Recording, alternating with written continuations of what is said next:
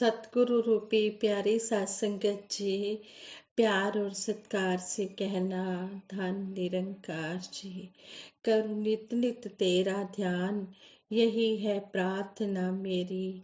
मिले भक्ति का मुझको दान, यही है प्रार्थना मेरी। हर पल सतगुरु निरंकार के आगे यही अरदास करते हैं कि सच्चे पातशाह हमें जो आप जी ने ये ब्रह्म ज्ञान बख्शा है और आप जी ने जो हमें ये मूल मंत्र दिया है, सिमरन दिया है, तू ही निरंकार मैं तेरी शरण हाँ, मैनू बख्श लो। हम हर पल ये सिमरन करते रहें, यही हमारे प्रभु के आगे अरदास है। सच्चे पातशाह जिस तरह आप जी ने जोड़ा है, इसी तरह हमें अपने चरणों से जोड़ के रखना। और जिस तरह सतगुरु माता जी हमें समझाते हैं कि कण कण से शिक्षा, हमें जहाँ से भी शिक्षा मिले हमने उस शिक्षा को ग्रहण कर लेना है। और जो दासी ये स्टोरी आप जी के चरणों में शेयर करने जा रही है, इस स्टोरी में हमें यही सीखने को मिला है कि हमें हमेशा बड़ों की बात माननी चाहिए। बड़ों से हमें अच्छे संस्कार जब मिलते हैं तो हम अच्छे बन जाते हैं। इसलिए बड़ों के आगे भी यही हाथ जोड़कर दासी अरदास करती है कि वो अपने बच्चों को अच्छी सीख दे, अच्छे संस्कार दें। और बच्चों के आगे भी यही अरदास करती है कि बच्चे अपने बड़ों से सीखते चले जाएं, अच्छे संस्कार लें और इस तरह अच्छे बन जाएं। ऐसा ही स्टोरी में समझाया गया है। कहते हैं कि जय हो प्रभु, जय हो श्री राम जी, जय हो सिया राम जी, जय हो राधे श्याम जी, जय हो भोलेनाथ जी, जय हो प्रभु। ये बच्चा कहता है कि मैंने जब से होश होश संभाला, हमेशा सुबह सुबह उठते ही मेरे कानों को दादाजी के यही शब्द सुनने को मिले। जब कभी वह घर से बाहर भी रहे हों तो भी मुझे एहसास होता था कि दादाजी की वही आवाज़ सुनाई दे रही है। उनकी वाणी का जो प्रभाव घर के बाकी लोगों पर पड़ना था वह पड़ा, लेकिन समय असमय उनका कहा गया हर शब्द मुझे आज भी प्रेरणा, उत्साह और रोमांच से भर देता है। मुझे बहुत अच्छे से याद है कि मेरा स्कूल जाना अभी शुरू भी नहीं हुआ था। अभी अभी शुरू ही हुआ था। मेरा स्कूल जाना अभी अभी शुरू ही हुआ था कि स्कूल के पहले ही दिन अपनी माँ के साथ ही दादाजी भी मुझे स्कूल पहुंचाने गए थे। जाते हुए दादाजी ने मुझसे सबसे पहला पाठ याद करने की बात कही। सबसे पहले माता पिता और गुरु को प्रणाम किया जाए तो जीवन स्वर्ग बन जाता है। माता पिता प्रभु गुरु चरणों में दंडवत बारंबार हम पर किया बड़ा उपकार। तो इस तरह हमें दादाजी ने सिखाया कि हमने अपने पेरेंट्स का और अपने गुरु का आदर सत्कार करना है और इनके उपकार को हमने कभी भी नहीं भूलना है। स्कूल पहुंचते ही मेरे दोनों हाथ अपने आप ही गुरु चरणों में झुक गए थे। बिना किसी परिचय के भी गुरु जी ने मुझे अपने गले से लगाते हुए प्यार से बुलाया तो था, बल्कि ढेरों आशीर्वाद देने के साथ साथ मेरे लक्ष्य प्राप्ति की भविष्यवाणी भी कर दी थी। और सत्य है, वही हुआ जो दादाजी और गुरुजी ने कहा था। दादाजी के हर रोज के दिए संस्कार मेरे रूह और मेरी रूह और शरीर में इस तरह समाहित हो चुके थे कि मैं उन्हें कभी अपने से दूर ही नहीं कर पाया। फिर भले ही कभी अवसर खुशियों का आया हो या दुखों मुसीबतों या समस्याओं का, उनके द्वारा बताई या सिखलाई गई बातों पर मैंने हमेशा अमल किया। अपने अपने गुस्से पर हमेशा कंट्रोल रखने की कला मुझे दादाजी से ही मिली। उनको कभी गुस्सा आया ही नहीं, और आया भी हो तो उस पर कैसे काबू करना है यह मैंने जरूर उनसे सीखा। किसी को क्रोधित होते देख वह अक्सर कहते, गुस्से में तुम्हारा चेहरा देखने लायक होता है, उस समय तुम नहीं लगते। अनेक बार पिताजी को गुस्से में देख मैं डर जाया करता था, तो यही बात दादाजी पिताजी पर रिपीट करते और फिर पिताजी का गुस्सा कहाँ जाता पता ही नहीं चलता। सुबह उठने की कला भी मुझे दादाजी की सौगात यानी पुरस्कार की तरह ही मिली। मेरी ही नहीं बल्कि हमारे घर के सभी लोगों को भी सुबह सवेरे जल्दी उठने की आदत दादाजी से ही मिली।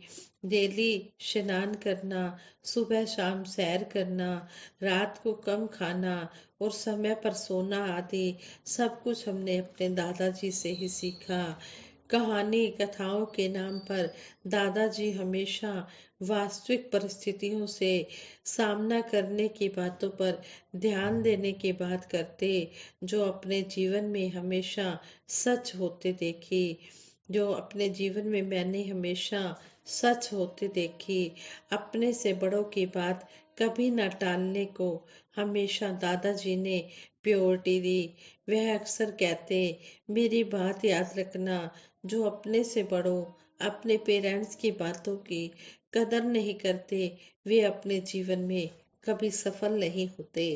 कुछ रुक कर वह फिर कहते, आदमी में समय पर अपना काम करने की आदत हमेशा इंसान को सक्सेसफुल बनाती है, क्योंकि गया समय कभी हाथ नहीं आता। यह सब जानते हैं लेकिन उस पर अमल करना नहीं जानते। इसलिए समय पर काम करो और सदा सुखी रहो। कहते हुए वह एकाएक चुप भी हो जाते। कुछ देर चुप रहने के बाद वह फिर अपनी बात रखते, देखो अपनी पॉकेट में रखे पैसों को ही अपना समझने में समझदारी होती है। पराई चीज पर कभी अपना हक मत जमाओ, और यदि हक रखना चाहते हो तो अपने फर्जों से भी मुंह ना मोड़ो। माता पिता की संपत्ति पर हमेशा से ही बच्चों का अधिकार रहा है, बल्कि बच्चे ऐसा हक रखते भी हैं, किंतु उनके प्रति अपने कर्तव्य नहीं समझना कहाँ तक सही है। अगर हम अपने पेरेंट्स की संपत्ति पर अपना हक रखते हैं तो हमें उनकी सेवा करने का भी कर्तव्य याद रखना चाहिए कि हमने अपने बड़ों की सेवा भी करनी है। ये बात कभी भी भूलनी नहीं चाहिए। दादाजी की ऐसी बातें सुनकर घर के लोग अक्सर यही सोचते कि हमें दादाजी से कितनी अच्छी अच्छी बातें सुनने को मिल रही हैं, सीखने को मिल रही हैं। आज हम मेरे दादाजी हमारे बीच में नहीं हैं, लेकिन उनकी बातें मेरे दिल और दिमाग में घर कर गई हैं। उनकी हर बात के साथ मैं उन्हें हमेशा अपने बीच में पाता हूँ, क्योंकि उनकी हर बात मेरे जहन में घर कर गई है। तो साथ संगत जी, कहने का भाव यही है, जो बच्चे अपने बड़ों की सीख लेकर अपना जीवन जीते हैं वो हमेशा जिंदगी में सफल रहते हैं। इसलिए हमें अपने बड़ों का आदर सत्कार करना चाहिए और उनके दिए हुए संस्कारों को अपने कर्म रूप में लाना चाहिए। तभी हम सही मायनों में जिंदगी अच्छी तरह से जी सकते हैं। राज संगत जी कहते हैं, अक्सर रात में आपने एक आवाज सुनी होगी।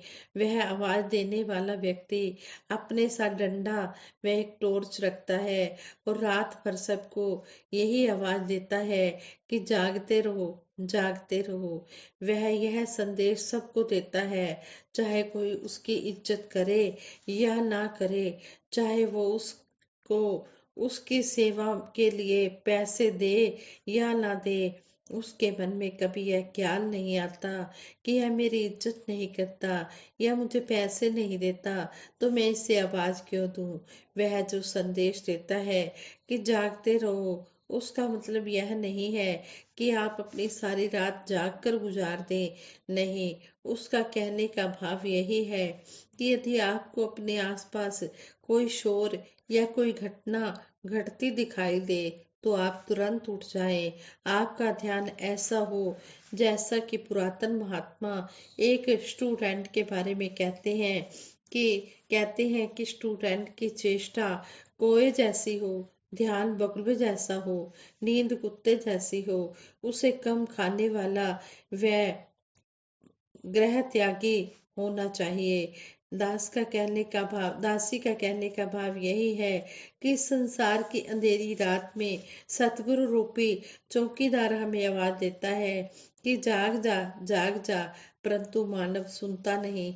सतगुरु सबको कहता है, कोई उसकी माने या न माने। पुरातन पावन ग्रंथों में भी मानव को कहा है कि मनुर्भव अर्थात हे मानव, तू मानव बन जा, नहीं तो फिर कुछ होने वाला नहीं है।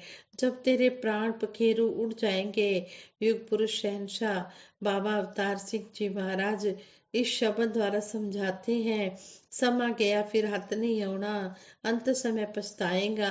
धर्म राय ने जमजा गले, रोएगा कुरलाएगा, आखिर ਨੂੰ ਕੰਮ ਗੁਰੂ ਨੇ ਆਉਣਾ ਹੈ, ਗੋਰੇ ਚਿੱਟੇ ਚਮ नहीं। अवतार दे सिख तो लेखा मंगे, धर्म राय दा दम नहीं। कहते हैं कि अभी भी कुछ नहीं बिगड़ा, सिर्फ एक निरंकारी मिशन ही ऐसा मिशन है जो कि परमात्मा की जानकारी की बात करता है। गोस्वामी तुलसीदास जी भी कहते हैं कि बिन जाने नहीं होए प्रतीति, बिन प्रतीति होए नहीं प्रीति, प्रीत बिना नहीं भक्ति दृढ़ाई, ज्यो खगेश जल के चिकनाई। आगे कहते हैं, गुरु बिन भवनिधि तरे न कोई, ज्यों बिरंची शंकर सम होई। शहनशाह बाबा अवतार सिंह जी महाराज समझाते हैं, फरमाते हैं, पहलो दर्शन मगरों प्रीति, फेर भावे कोई जाप करे, कहे अवतार बिना रब वेखे, जाप नहीं विरलाप करे। पहले इस निरंकार के दर्शन कराए जाते हैं, फिर पहले इसके दर्शन कराए जाते हैं और फिर इससे प्यार करने को कहा जाता है। फिर इसका मूल मंत्र दिया जाता है, फिर वो मूल मंत्र करने के लिए कहा जाता है। शहनशाह जी कहते हैं कि बिना परमात्मा को देखे फिर वो जाप नहीं होता, फिर वो विरलाप होता है। बिना परमात्मा को जाने भक्ति करने का कोई भी फायदा नहीं होता है। जब तक हमने किसी वस्तु को देखा नहीं, जाना नहीं, तो हम उसकी याद भी कैसे अपने मन में लगा सकते हैं। चाहे भले ही वो वस्तु हमारे सामने हो, लेकिन अगर हमने उस वस्तु को देखा ही नहीं है तो हम सामने होते हुए भी उसे पहचान नहीं पाते हैं। इसी प्रकार जिन्होंने परमपिता परमात्मा को देखा ही नहीं, जाना ही नहीं, परमपिता परमात्मा अंग संग है, हर समय हमारे साथ है, अंग संग समाया हुआ है, कहीं दूर नहीं है, लेकिन जब तक जाना ही नहीं है तो परमपिता परमात्मा की भक्ति की ही नहीं जा सकती है। बिन वेखे दे उस्तत करना, अंबर ते हथ पाना है, बिन वेखे दे उस्तत करना, जो सच्चे नु जुटलाना है।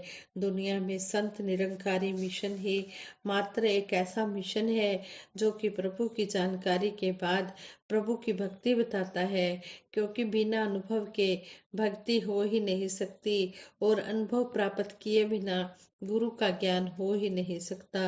जैसे पावन गुरबाणी में भी आता है कि आप मुकत मुकत करे संसार, नानक तिस जन को सदा नमस्कार। सदियों से मानव को जगाने की यह परंपरा रही है। मानव को प्रभु की जानकारी मानव शरीर के माध्यम से हुई है। देवी देवता आज हमें दिखते नहीं और पशु पक्षियों की बातें हमें समझ नहीं आती, इसलिए प्रभु को मानव शरीरों में ही आना पड़ता है। सच के प्रचार के लिए, मानव को जगाने के लिए शहनशाह जी संपूर्ण अवतार वाणी के शब्द द्वारा हमें समझाते हैं, आओ रब दे दर्शन पालो, संदेशा ए इंसाना नू, मुर्शद बंदे प्या बनावे, मेरे जय हवाना नू। आज निरंकारी मिशन देश में ही नहीं बल्कि विदेशों में भी इस ज्ञान को फैला रहा है कि जो भगवान श्री कृष्ण जी ने गीता में कहा था कि मेरा वो भगत मुझे सबसे अधिक प्रिय है जो मेरे अविनाशी सच्चिदानंद रूप को जानकर मेरी भक्ति करता है। पावन धर्म ग्रंथों में भी जो शिक्षाएं लिखी हैं वो तभी समझ में आती हैं जब गुरु वाली नजर मिली हुई हो। अर्जुन को भी यह सर्वव्यापी परमात्मा तभी दिखाई दिया था जब समय के पैगंबर भगवान श्री कृष्ण जी ने उसे दिव्य दृष्टि दी थी। अर्जुन श्री कृष्ण जी के साथ लगभग 32 सालों से रह रहे थे, परंतु प्रभु तभी मिला जब समर्पित किया अपने आप को। आज निरंकारी मिशन संसार भर में यह सच की आवाज फैला रहा है। गफलत में सोने वाला आदमी जाग जाए, इसके लिए कहते हैं उठ जाग मुसाफिर भोर भई, अब रैन कहाँ जो सोवत है। सतगुरु बाबा हरदीप सिंह जी महाराज हर समय हमें ये लाइनें सुनाकर अपने विचारों में हमें जागृत करते कि हे इंसान, तू यात्री है, तू जाग जा। तो अब सुबह हो गई है, अब रात नहीं है। अगर तू रात समझकर अब भी सोया रहेगा तो फिर तू ये जो बीता समय है ये तेरे हाथ नहीं आएगा और फिर तू पछताएगा। जिस काम के लिए तू इस संसार में आया है उस काम को कर ले। अंत में दासी यही अरदास करती है कि ये ज्ञान सबके हिस्से में आए ताकि सबका विवेक जागृत हो, हर घर में स्वर्ग का नक्शा दिखाई दे। स्वर्ग का नक्शा बन जाता है जिस घर विच वस जावे नाम। शहनशाह जी हमें समझा रहे हैं कि जिस घर में ज्ञान का उजाला हो जाता है वह घर स्वर्ग बन जाता है। आओ दातार से यही अरदास करें कि सच्चे पातशाह जिस तरह हमारा घर ज्ञान रूपी उजाले से ये स्वर्ग बना है, इसी तरह सबके घर में ये ज्ञान रूपी उजाला आ जाए और सभी के घर में स्वर्ग बन जाए। दासी इन शब्दों से आप जी के चरणों में यही अरदास करती है कि दासी से विचार करते हो बहुत सी गलतियां हुई होंगी, उन गलतियों के लिए आप जी क्षमा कर देना, आगे के लिए सुमत बख्शना। सबके भले की कामना के लिए दासी सिमरन कराएगी, सभी ने मिलकर सिमरन में साथ देना है।